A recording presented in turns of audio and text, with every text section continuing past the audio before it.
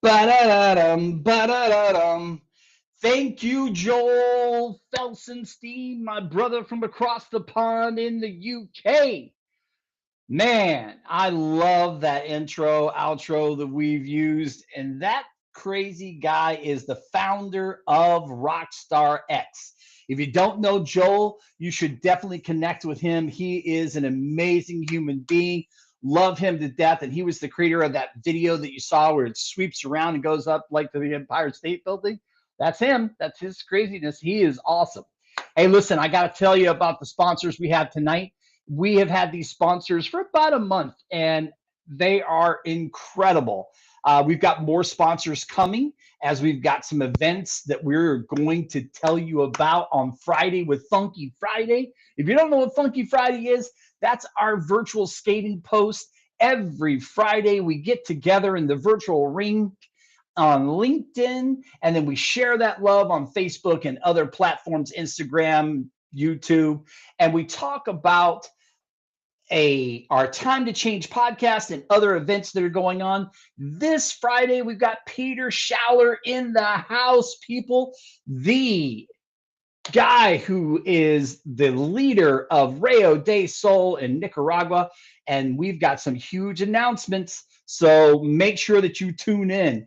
But thank you to Tucker Bascon and the Sustain Network for being one of our sponsors today. His incredible work we're actually using with Tez Jackson, our very first student, our very first adult student. We've got some news later on this week about him and the things that he's doing. I'm wearing these goofy new headphones, so we'll see how well this works, but I can hear really crystal clear, so that's fantastic. For those of you that don't know, I'm losing my hearing, and sometimes it's like, what? So next on the list, the gifted bipolar writer, Nicole Angi Galindo. She is an author, an international best-selling author. She's an international best-selling publisher. She is a mom, a wife, an incredible human being, and she has been a fantastic partner for us. She's got a new book coming out. It's another anthology. Please make sure that you take a look at that and you follow her. Jenny Ford, Jen Lynn, you may know her as the Jen Lynn UBN on LinkedIn.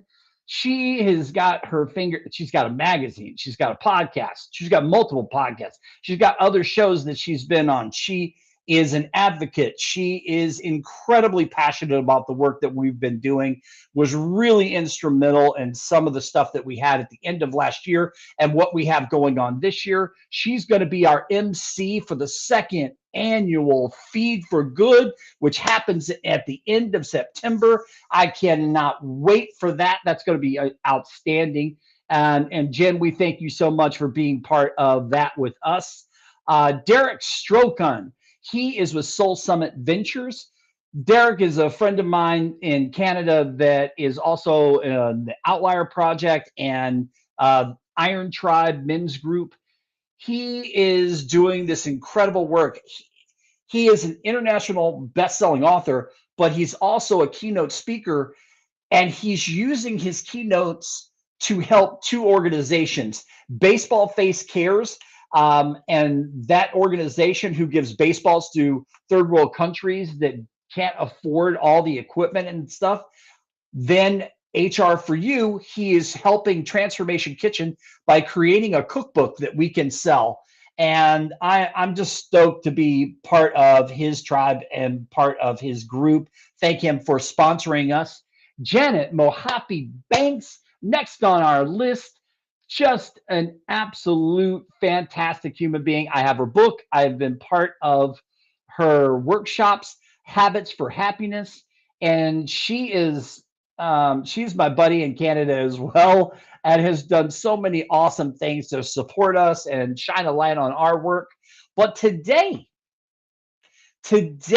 in the house, I have to give it up. Solveiga Jaskunas. You may know her as an international keynote speaker. She is a mom, a wife, an incredible human being. She's an HR consultant. And I want to make sure that we give a proper send off. Give it up, people, for Solveiga Jaskunas.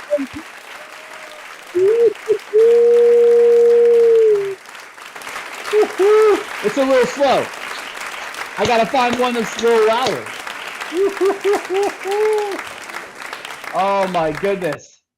Good to have you here. Great to see you again. Fantastic to have you in the house talking about you. And I have, you know what, I'm going to start off. I want to give you the reins to tell people more about you and who you are and what you're doing. But first, there was this incredible thing that I noticed. I don't know if this is new or I just didn't notice it last time you were on the show, but you broke down in your LinkedIn bio, you broke down Solveiga and you said Sol means sun and vague means path. And I'm sitting here going, sun path, you are a light.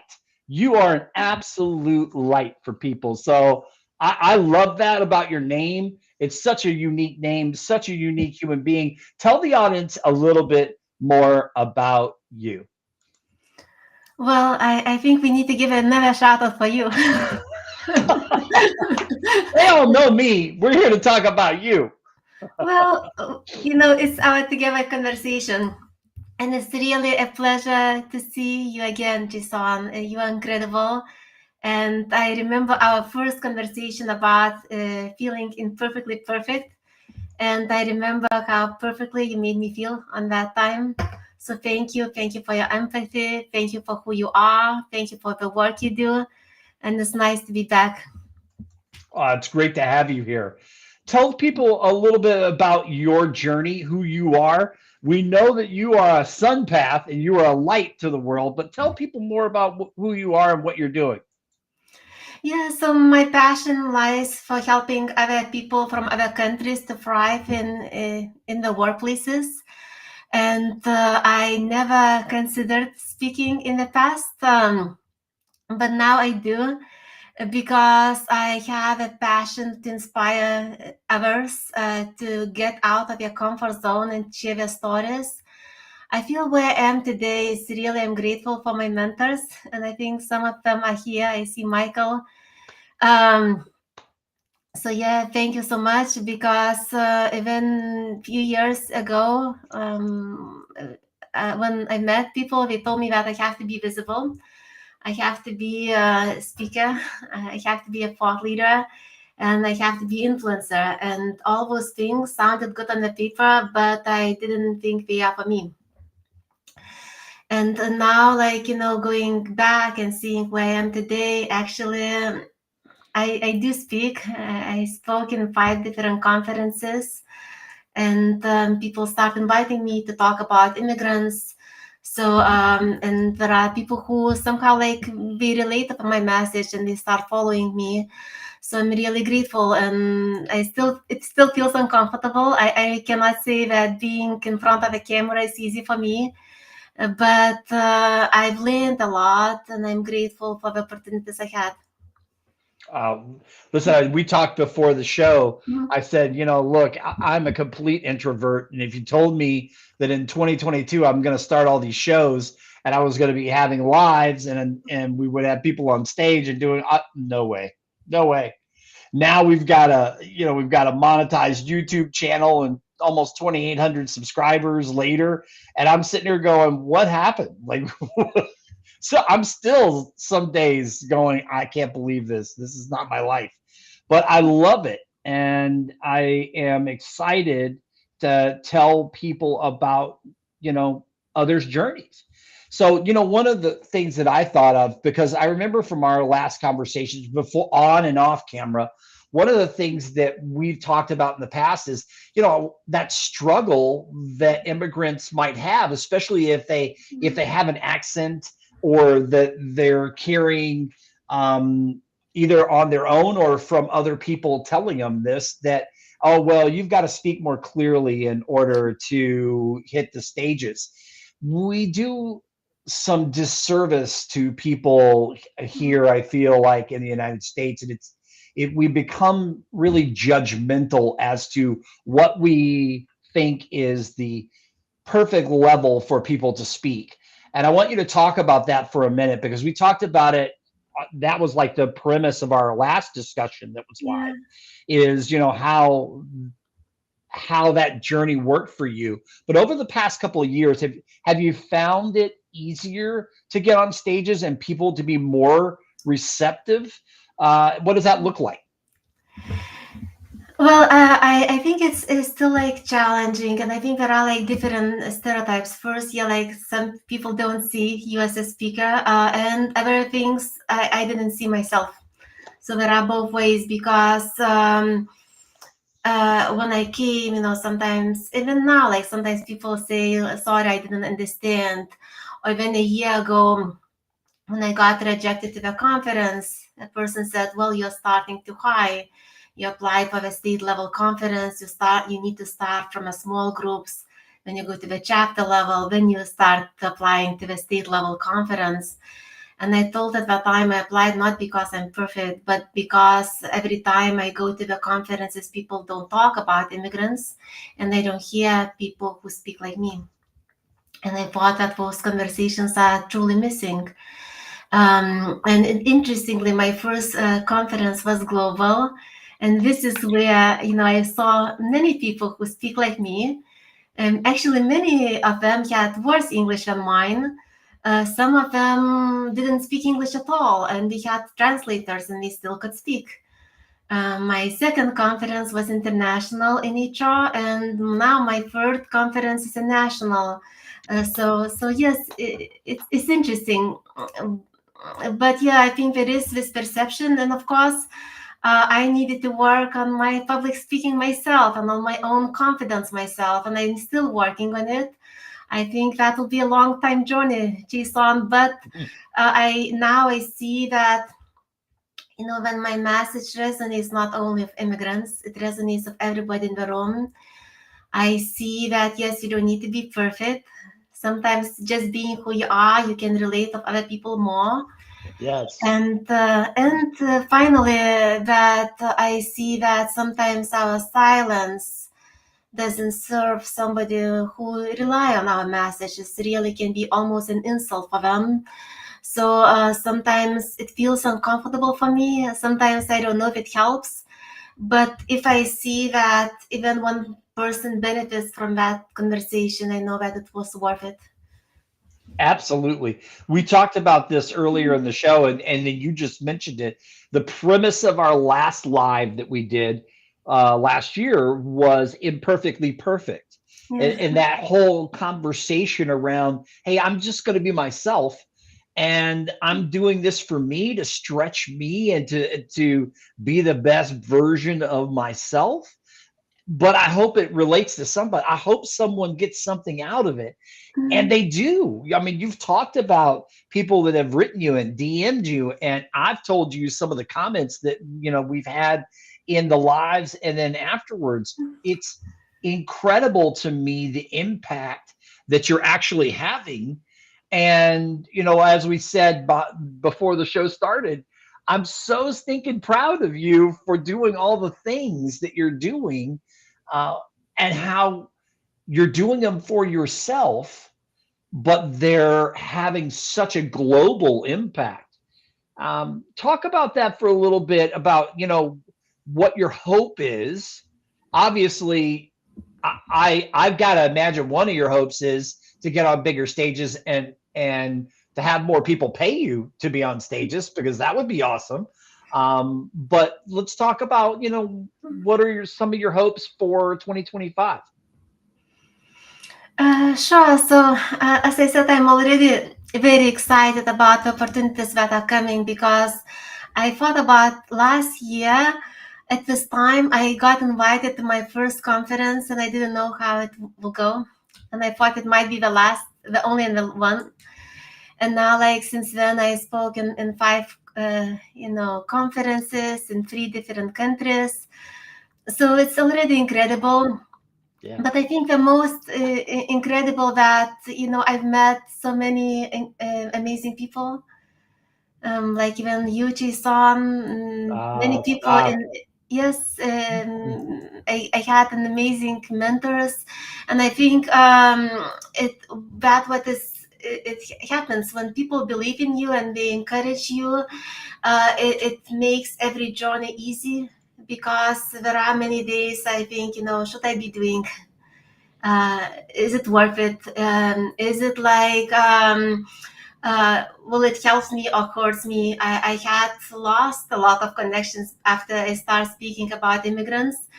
But also the people who connect now are the ones actually whom I want to be connected, the ones who feel passionate about helping others, the ones who are looking for help. And somehow it is definitely very rewarding to see that you touch somebody's life. And I know that a lot of people touch my life, and that is like a beauty, I think, of a journey.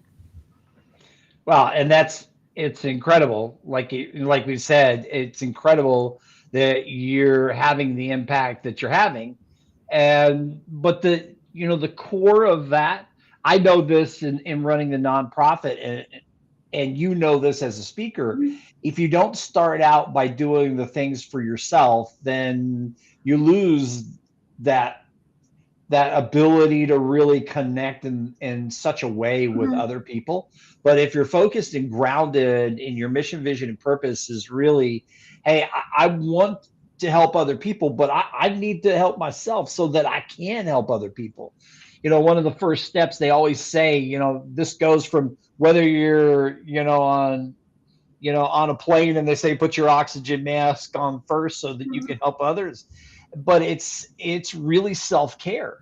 And that is such a huge topic right now all over in the global community. We're realizing how important it is, and it feeds into every single thing that Mhm. we do, including finding our voice in a new land. So I appreciate the fact that you're working on yourself first, and that you're impressed, that you're having an impact, and how impressive that is, that impact is going global.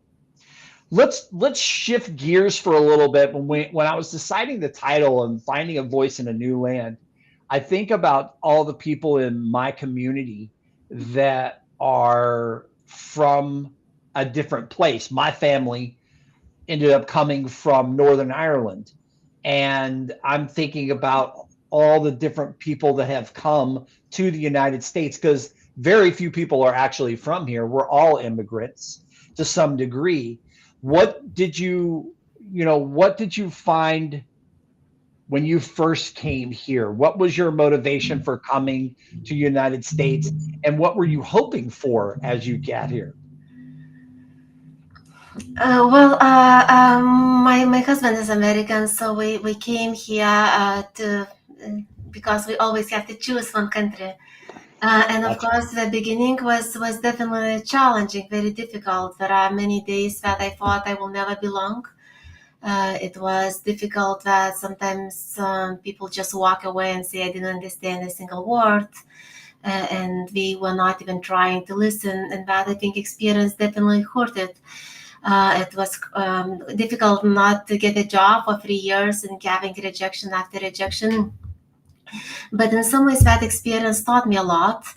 I became stronger, more resilient, more confident, and helped me to help others. I think the reason I'm doing the work I'm doing now because I feel like I'm helping somebody like me many years ago, even now, like I see how difficult can be, because when you post something, and I don't know about others, but every time I do my own recordings, something happens with my English. It definitely does. I I got better. You're in your head. You're in your head too much. Yes, because I think you become more aware of your mistakes. You see yourself on the camera, and you start stumbling or stuttering, or like you make these silly mistakes that you wouldn't make otherwise, because you become aware about it, and then you don't sound like yourself. And I think a lot of and then when you post it, then you think, will I ever get hired as a consultant? Will I ever be hired as a speaker? Because you compare yourself to others, and then you suddenly don't look, the same. And then you, but what I've learned that in some ways, that's how like you inspire others to share their stories, because yeah, it can be difficult, can be painful, but you learn through that experience, you become more comfortable. And then it's really rewarding for me when I speak and somebody comes and they say, I never considered speaking, but now I do. Because, for example, even not for immigrants, some people say, I never considered, but seeing that it's still challenging for you, but you do it anyway, and you do not in your native language, I found it inspiring. And yeah, that feels rewarding. Nice. Yeah, I Mhm. know that you're going to be speaking at a SHRM conference. That's exciting. Talk about a little bit about your HR journey. How did you get into human resources, and why is that something that's important to you? Well, I've studied industrial psychology back in Lithuania, so it's more like organizational development here. So when I came, yeah, everybody told me that I should do something else. In some ways, I wish I listened to them. I wish I listened, but I was probably too naive at this time. And I decided to expand on my experience and get a degree in human resources. And also, and when I start, and also where I am today, because when I start interviewing other people, I saw that a lot of immigrants make the same mistakes that I did make. And also, like, even speaking in the conferences, I've realized that there are not so many immigrant professionals, and frequently those conversations are also missing. So I don't know if I would be talking about the same topics if I didn't have that experience. Yeah. um, and then yes, and then recently I talked about misinformation and disinformation and propaganda, and that felt also very personal, because I grew up in the Soviet regime and I know how dangerous the silence can be. So I bring all the time in the conversation someone's personal experience, and sharing my own perspective. Mhm. We'll talk about that a little bit, because you mentioned that before as well off camera. And I've got to go back and make sure that I check out that post. I'm usually pretty good about coming back to your posts, but I did not see that one. So I'm going to go check that out. But talk about that a little bit, and your perspective on what's going on right now and what you're seeing. Well, as I said in that speech, I brought, like, from a personal story about myself getting brainwashed of the Soviet propaganda, the story that was difficult for me to share for a long time, because I felt ashamed myself. But then you realize that propaganda is very powerful, misinformation, disinformation is very powerful, and none of us are protected from that. And we could see, and especially now, so much information flowing, and sometimes it's not even possible to verify. It's hard. But that's why, like, I fought, and a lot of people avoiding that conversation, because even they feel uncomfortable, but they don't want to bring that as a conversation in organizations. We don't want sometimes even bring up a friend, because they feel that they can damage the relationship.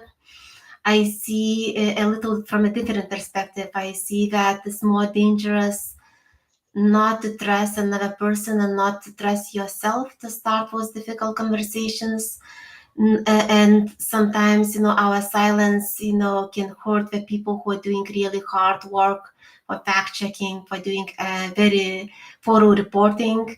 And I think those reporting that we could rely on is really more important than ever, because there's so much misinformation and we need to have reliable sources. And yet, I wanted to bring more as a discussion for people to find the solutions, but to get more comfortable having those conversations, and being aware like how propaganda flows, and understanding that before we share something ourselves, we need also to do a due diligence of that as well. Absolutely. Mhm. Absolutely. And data, I had this deep conversation with a buddy of mine who's a lot smarter than me, and he's we're talking about how data can be swung. Mhm. You could there's data, and then there's data, and then there's data, and it can all be in your own interpretation of that data as to what it's saying. But I love this conversation, and I love how it all kind of ties in together, because in human resources, I've been in human resources for years before we started the nonprofit. And oddly enough, our nonprofit is HR for You, because we are advocates for living wages, and for the how leaders can affect their people and have this rippling effect on communities. So it's interesting that all of these subjects all kind of tie into what we do as leaders, and how we have courageous conversations with people, how we have radical candor and treat people in such a way that we put a value on them being heard and seen, and getting the correct information at all levels. So it really sparks other conversations about communication, and about data, and about courageous conversations, and about radical candor. So I love that you're having it, and I love that you're courageous enough to stand up and say, we need to talk about this. And it applies to many different things. So, for you, I'm curious, what do you see right now in the world of HR in your perspective? Not only from a standpoint, because a lot of things are changing, but what do you see as far as for 2025 things that are important to you, and things that you see in this realm that you're talking about, like what you just discussed? Yeah, I see that a lot of things needs to be rethinked in HR in some ways, bringing more humanity in human resources. Because even like, initially when I start talking about immigrant experience and how employers can support international employees, I got the feedback that those conversations are not relevant for HR professionals. And that made me pause, because, we live in the global economy. We live in the world where, we benefit from working with people different than us. We can learn. And in some ways, we need to understand how to support people in their journey. I also, the way you talked about the leadership, I think, it's really important for us in HR and any leadership to not to be afraid to be vulnerable ourselves, and to share our own stories, because we cannot help others if we are afraid to be vulnerable, Yeah. and afraid to lead the conversations that can be challenging. And in some ways, yeah, I'm grateful for my mentors who, like when I start speaking, I said, how can I be a voice for others when suddenly I don't feel comfortable with my own voice? And I got very difficult questions to ask. Asked. They said, like, if you don't lead those conversations, who will? And if you Yeah. don't speak, who will? And think about all the people who rely on your message today. And that's how, like, all the conversation started, because I realized, yes, there are people who rely on our message. And then, like, yes, in HR professionals, we have to be speaking up. As an immigrants, we have to be speaking up. As a leaders, we have to speak up. As somebody, like, we see that something is not going right, we have to speak up, not only for ourselves but for others who rely on our message. And our stories and our voices. Absolutely. And I love that you said that, because if you're complacent or you're standing on the sidelines, you're just complicit. So, whether you're complacent or complicit, you not doing anything is just as bad, maybe even worse than speaking out. So I love that you're doing that and you're taking a courageous stance. It's absolutely fantastic, Solveiga. So I mean, like your name says, you're the sun and path. I mean, you are a bright light, and I appreciate you shining it, not only in the HR field, but for other immigrants and for international speakers. And you've got a bright, bright path. I want, we're starting to wind down in time, but I wanted to ask you one final question. If you could do anything, we didn't talk about this, but if you could do anything you wanted to by the end of this year, before the end of this year, one thing that you could do to make a difference that you're not already doing, what would it be? Um, I would like really to change negative narrative that exists about immigrants and even the word immigrant, and to show that being an immigrant really doesn't make you less worthy. It expands your world, it expands your perspective, it makes you more compassionate to others, and you can bring value of who you are. You don't need to be somebody who's different, just being yourself. I love it. Absolutely love it. I cannot thank you enough for taking the time to be with us, to tell us a little bit about your journey, to talk about, how important it is to be having discussions in public, forums like this, where we have courageous conversations and we talk about the tough things. And so, everybody, if you are not connected with this lady, find her on LinkedIn. Make sure that you connect with her. We'll have all of her links in the chat, but make sure that you connect and make sure that you follow her journey. She is going to be doing some incredible speaking in the future. I want to give it up really one more time for Solveiga Jaskunas in the house. Well, there it goes. That was it. You gave you one thing. I gotta get a better one. Woo-hoo! Thank you for being here. I really appreciate it. And we are so thrilled to have all of you in the audience tonight. I know that we will have a bunch of people that will see this on the replay. You can catch it on Facebook, LinkedIn, and our YouTube channel. Please follow us, subscribe to that YouTube channel, share with your friends. We're almost at 2,800 subscribers. This little channel that we just keep churning along. And we will be back in a couple of weeks with an incredible conversation with 5 ladies that I have been connected with for a couple of years, that are all in the DEIAB space. And that is called Leading from the Front. We do a quarterly conversation, and that will be one of our next people community events. So we will catch you next time. Thank you again for being here. Thank you, Solveiga, for being part of the show. I really appreciate it. We'll see you guys next time.